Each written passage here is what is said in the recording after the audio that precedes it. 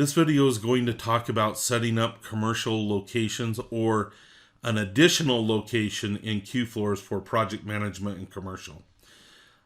I'm going to go to my setup menu up here and pull down to the locations menu. And you can see that I have 4 locations in here. The top 2 are not commercial. The third one is, and then the fourth one is an extra bidding location that we will get to later on in the videos.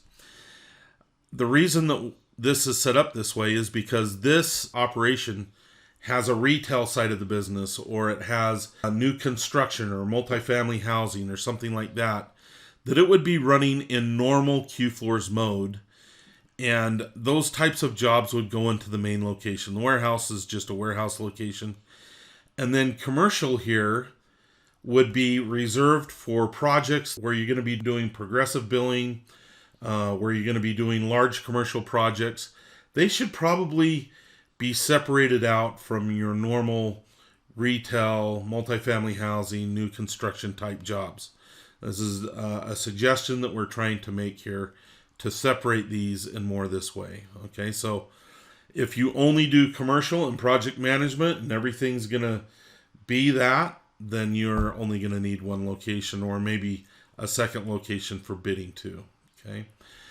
Now, you'll notice that we also have a commercial button up here, so that on a commercial location, if you check this, it makes that location run a little bit differently than the other locations. What does it do differently? Well, 2 or 3 things. One, it reports cells differently.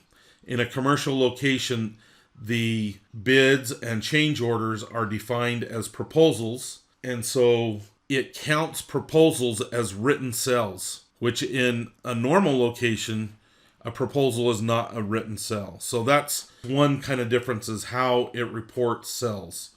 A second difference, and let me just change this real quick so that you can kind of see. So let's come out to a commercial location here. The second difference is how these fields are labeled. You can see this says general contractor, project manager, project name, document type, stored materials, scope of work. If I go into a location that is not commercial, okay, you can see that these labels all change. So that's a second difference of what it does. Third difference is it's a lot more prohibitive in what it allows you to do, and it's going to bark at you a lot more when you do something that is not friendly to a commercial location. Let me give you one example of this.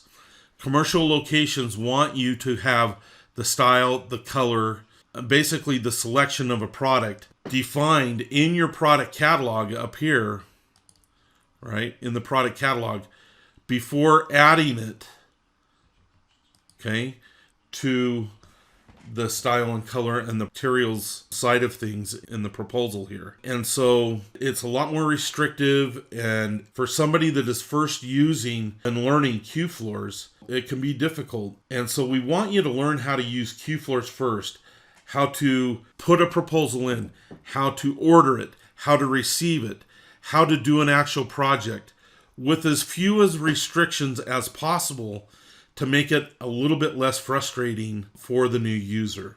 So what we are suggesting here, that almost all companies, there might be a few that it would be appropriate to click commercial right off.